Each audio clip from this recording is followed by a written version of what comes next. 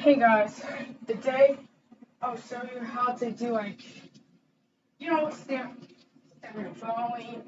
First, you find your folder, write the drawing you want to, and then maybe, just yes, you can find it in a bin.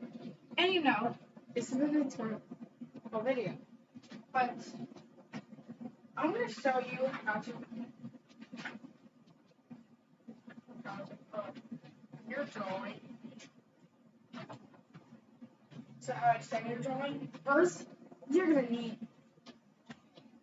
this one and this one. I'll show you. First, you're gonna have to do this, put that, and then boom, turn to a little dot. Now, however, you put it and you stamp it on your will. And you need to push it harder, and then after you push it harder, so you see, basically, it's just over here. And just somehow, and that's how to do that. But thank you guys for watching, comment, subscribe, and see you guys in the next video. Bye!